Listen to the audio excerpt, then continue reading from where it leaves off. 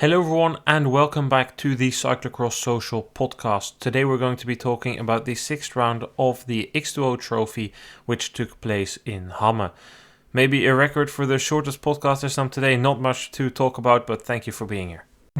Yes, thank you for having me. It was not the most eventful of days. There were pretty slim start fields. Most riders are focusing on Hoogerheide, a single weekend before Worlds next week. In the men's race, Mathieu van der Poel put down the power early on in the race. Michael van Torenhout was able to follow longest, but as has been the case pretty much all season, Mathieu van der Poel was the strongest. The order was restored. This time, no poles to bump into or anything. The win went to Mathieu van der Poel ahead of Michael van Torenhout. Behind there was a bigger scrap for the third place. Tom van der Bos was in there, together with Niels van der Putten, Eli Iserbyt, Lars van der Haar, Cameron Mason. In the final lap, Iserbyt and van der Putten were fighting it out, but last lap, Eli Iserbyt hit once again. Belgian champion took third place in his first outing in the Belgian tricolor. There's not really much to say. Van der Poel, strong overall. He said he still had some pain in his ribs, and I think most of the talk actually was about everything else. He gave an interview with a magazine in Belgium this week where he said that during that period in the back injury 2 years ago, he thought about quitting the sport because it took too long. He lost the joy in the sport. If there's so much talking about all the rest around it, I guess it really tells you how normal it is, how used to we've gotten that Mathieu van der Poel is a class above the rest. Yeah, and I think that this season so far, how it went, it was quite extraordinary to watch. And Benidorm was somewhat of a surprise, I would say. And I think that many before the race definitely counted on Van der Poel winning. Then it didn't happen. And, now it was kind of, you could already read a little bit in the media that there was some sort of some sort of hope, I would say, especially for the Worlds, that there might be something possible. But today again it was a display of someone that is just not a little bit better, but just better than the rest. And yeah, I guess at that point you were going to try and ask different questions in a way. And I think that we kind of know where this is heading towards in terms of how the difference being so big, him compared to his competitors. And I think that is definitely not going to change in the next couple of races and also with the Worlds. But yeah, you try to hang on to something, and I guess that is something you can hang on to. And in the end for him it was a strong display. He made it a little fun in the race, waited it out a little bit, and then picked his moment and went for it. And there was no one that really had an answer. Van Torenhout very close by, but in the end that it was just not enough for him to be able to beat this Van der Poel. And yeah, it looks good. I think he is on a very good path if it's, if you talk about the sixth world title. Oh, for sure. And if the Belgian national team coach Sven van Torenhout is already saying we need to be there in case something happens to him to become world champion, then you know what the state is. For once, not weeks of building up the hype for the Belgian bloc. Even in the years where Van der Poel was like utterly dominant, like just preposterous levels of dominance, they would still hype up the Belgian bloc earlier. But this year there seems to be no denying it, even for the people in Belgium. It's probably going to be for second place. And all of a sudden Michael van Torenhout, the nephew of national team coach Sven van Torenhout, is looking like one of the main contenders. He's hitting his groove all of a sudden. Like after the Belgian championships, he's completely turned it around so far. Some second place again today. Is he peaking too early, or what do you make from it? Because just like in Benidorm, it's a good ride by him. I was very surprised by the way he was riding today as well. I mean, Benidorm was for me already a surprise, but we covered that. And for me today, or at least this weekend, was for me kind of a weekend where I would have loved to see some confirmation of what he did in Benidorm. And I would say that in Hamme he definitely showed that. Best of the rest looked very good, I would say. Definitely not on the level of Van der Poel, but that is also something that you cannot really expect for him. But for someone that didn't really train in Spain, that stayed in Belgium and did his training here, he stayed the cold days out, and he had to endure those times. And still able to have a very good form. It's very surprising, and especially if you look at his season so far, it was far from good. Had a very good European Championship, and from there on, it was a lot of bad races with a couple of okay ones, but it was definitely not as good as his last season was. And now we kind of see that Van Toerenhout again, that we know is capable of being best of the rest. And Van Toerenhout is someone that always finds something on the championship, and if he has the form, which he has right now, to contest for a podium, I think that he can do very well there. So it's going to be interesting, but for now, definitely very surprising. And I don't think that you can peak too early in a way. Obviously you can, but especially someone like him, I think that it is going to be okay, and that also next week he will have a very decent form. We will see. I think he is on a bit of a different program compared to Elie Iserbyt, who ended third. I think Iserbyt really loaded himself after those Belgian championships for Worlds. I just have a feeling Iserbyt will be very good in Tabor next week. It's a good course for him, but at the same time, it's like super difficult at the moment to really like judge who is where in their preparation and what type of training did they do. I mean, we'll come to Hoogerheide tomorrow, of course, but Zoe Backstedt has stayed in Spain super long with Canyon SRAM just riding on the road, just chilling out, training for Tabor. That's, at the end of the day, what matters. Tomorrow and today and even last week are all irrelevant. It's about next week. That's when the medals are awarded. That's when, for a lot of people, their season is made or broken. So, whilst this is promising for Van Toerenhout, I don't know. I've seen many times before that there's this rider that surges in the 2 weekends after the national championships and then plummets towards Worlds. You say very well that Van Toerenhout is not really the rider who you expect to peak early, but we have seen it before. Like in 2020, Manon Bakker was the outright favorite to win the women's U23 title. By far the best rider all season, was on the podium with the elites the week before Worlds in Ostend, and then in Ostend she was like 10th or 9th, something like that. That was not a good showing there. So it will be interesting. Of course, Van Toerenhout is a name that we should keep in our minds. He's a force to be reckoned with, but the same goes for Iserbyt, the same goes for Nieuwenhuis, the same goes for Ronhaar, both riders who weren't here today. Very briefly on that battle for third, it was a bigger group there, Issam, but then Van der Putte and Iserbyt got away, and you kind of know if you go into the final lap with Iserbyt, you're 9 out of 10 times not going to beat him. Yeah, absolutely, but it was a good effort from Van der Putte, patient, but in the end Iserbyt was just a little bit stronger and well deserved, and a confirmation of that the form for him is also not completely gone, that he still has it in a way.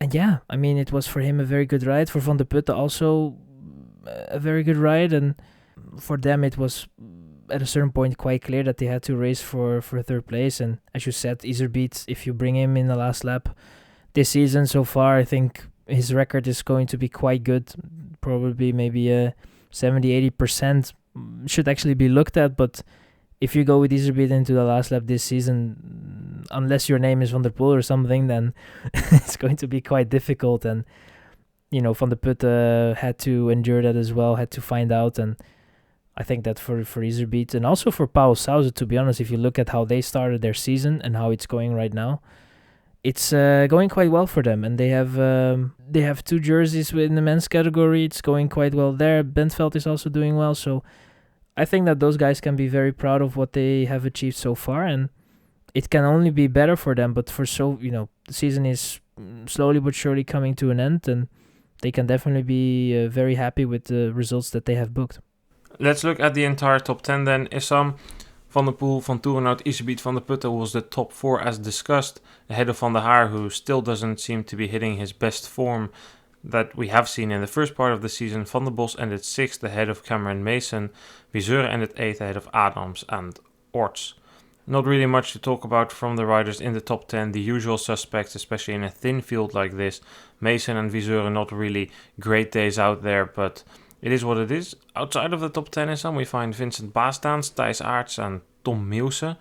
Why am I naming these names? Because the World Championships are around the corner. The Belgian selection has been announced. Belgium is always, or almost always, the country where it's the trickiest to make a selection.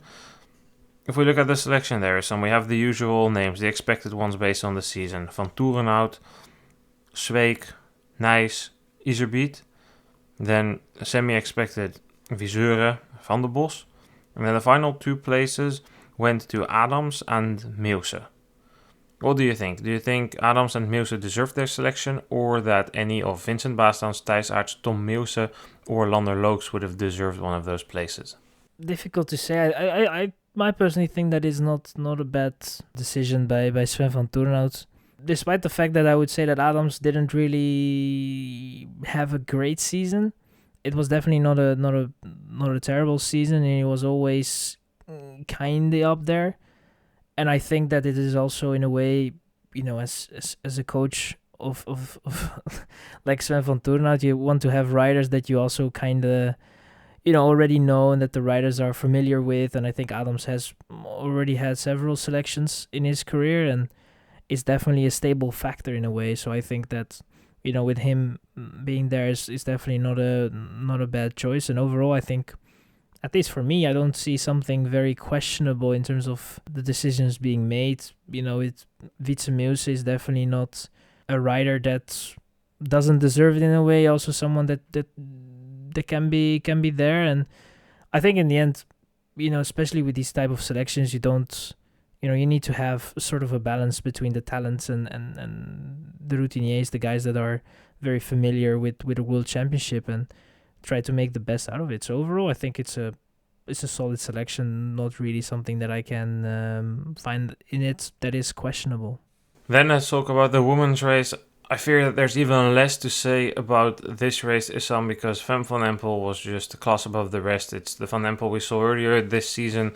The only big opponent for her here was Lucinda Brandt, but Brandt physically and technically did not look great today. She ended second, over a minute behind the world champion. Third place went to Manon Bakker, and that really says everything for the race, Issam. It was never close. It was pretty dull to watch. Van Empel was above the rest, but especially on the women's side, the X2O Trophy has just been a tragedy this season. Van Empel leads 8 minutes on Brandt. Most of that time gap comes from today, or over half of that time gap comes from today, because Brandt skipped the Koppenberg cross. But in this classification, Puk Pietersen and Alvarado, who did one race, are in 9th and 10th. Verdonschot, who did 2 races, is in 5th. Kind of tells you enough about the state of the X2O Trophy, especially on the women's side. And I mean, I don't want to roast the trophy completely, because we'll probably come to that later when the UCI is also going to discuss the calendar and the format of the World Cup for next season. But yeah, it just was not. It wasn't a great race, and I don't mean to disrespect any of the people who raced here. Like, fair play to them for showing up, for racing, and I mean, it's not like the people who ended in the top 10 are people who are here on a holiday. Like, these are all legitimate riders, and we've seen them up there earlier this year, but there was just no suspense. It was a beep race, but I think that it was, if you look at the classification overall, the classification has gone to crap in a way, because there is, basically from a couple of races in already, there was not really something going on there. And especially if Van Empel decided to do every race, it was kind of over before we even, I think probably after Baal, it was 100% sure. But even before that, it looked like it was going that way. And like you said, we will go into that maybe later, because there is much to digest in this. But if we talk about the race, if you have a Brandt that just had not the greatest of starts, and also quite quickly, you make that decision, okay, this is going to be for second, tomorrow another day, Hoogerheide, World Cup, I want to do well there, then you very quickly are going to make that decision, especially with the starting field that you have today, because you have Brandt had the time to do that. Van Empel, the same thing. If you're leading with 30 seconds or something, then you have the time to think about what you're going to do, and you can take it a little bit easier. And it doesn't mean that they are having a Sunday cruise to the finish line, but that 1 or 2% that you just take a little bit easier is already going to count in your, in the whole recovery. Also, if you add up the next race, you just want to have, with a double weekend, you want to get through it as good as possible. And especially with the Worlds coming up, you just want to make sure that you come out of it very strong and with the least amount of sore muscles and everything. So it was a race that really quickly came on its place. I think that the battle for third was kind of interesting, but then with Verdonschot in the penultimate lap, having that knee fall, it was also, the suspense there was also kind of gone, and Bakker got a very deserved podium in a way, and yeah, it was, it very quickly fell in its place, and it was, in the end, it was not an attractive race to watch, and it was, in a way, almost difficult to watch. It wouldn't surprise me if there were some that did something next to it and tried to kill the time with something else next to the racing itself. Yeah, I don't normally have it, even if there's dominant performances, that the race really gets a bit boring to watch, but this is definitely one of those where for me it just didn't do it. I don't know if it was just the sheer dominance of Van Empel, or if just the entire venue, like the emptiness of it, not really the most inspiring course here. Like if all those things also factored in, they probably did, but yeah, the X2O Trophy just not really working at the moment, and that results in races like this because all the good riders were in Hoogerheide. They were training, or not all of them, but a bunch of them. Petersen doing the laps there, Alvarado going there tomorrow, Backstedt going there. Like a lot of the top guns are saving themselves for Hoogerheide and not fancying a double weekend before Worlds, which is fair. I do think that it's still worth noting that Brand today did not look great. You already mentioned the start, but I think also last week in Benidorm, I don't really know what we can say there, and Brand got stuck in the second corner of the race, the 180 in the field, the first one. Rode a decent recovery race to fourth, but it's not looking all too great, but I have faith Brand knows what she's doing and she'll be there next week. You already went over Bakker and Verdonschot, and yeah, for the rest is some Vorst and Betsema, 6 and 7. It visualizes their season, not really much to go over. Behind Ribeirol, I expected a little bit more of Ribeirol on a course like this, but okay, it happens sometimes. But on this course, I definitely would have expected her to be ahead of Verdonschot with a couple of muddy sections, although there was plenty of fast stuff to compensate for it. 8th was for Zemanova ahead of Honsinger and Baroni, and I think that is kind of it, Issam. Don't know if you still have anything you want to point out from the race. I have to really dig deep for this one, but no, I think we covered it quite well, and we definitely can expect a better day of racing, I would say, in Hoogerheide, and then from there on it's full focus on the Worlds, which, with all the categories that we have there and all the racing that will be there, it's definitely going to be very exciting, and definitely more exciting than what we have seen in Hamme. And I think that we just have to focus on that and don't think too much about this race, because I think we will forget this race quite quickly, maybe even next week already. So yeah. Well, then we will leave it with that. Just again want to say that I'm not blaming any of the riders here for any of it. It's just pretty straightforward weekend of racing. It's also like the time of the season where for most riders we've discussed everything, like the surprising performances, the standout, the breakthroughs, the disappointments. I just don't really want to again talk about Betsema or again talk about Vorst, that both are not having great seasons, having their struggles for reasons we've said so many times already, that it would just feel like we're consistently hating on them or wanting to talk them down, when that's definitely not what we're doing. And to avoid repeating ourselves too much, I will leave it with that for those type of riders. And I guess next week we'll have plenty to talk about, Issam, with the World Championships. As you said, 7 races, 6 individual categories, long podcast, a big preview, always exciting. We're going to go there to Tabor, exciting times, but first Hoogerheide tomorrow. Issam, thank you for being here, and see you tomorrow. Yes, thank you for having me, and tomorrow, new podcast, we go full in and hopefully very good results. So yeah, thank you for having me. Yeah, as said, we will be back tomorrow covering the final round of the World Cup, which takes place in Hoogerheide. See you guys then. Goodbye.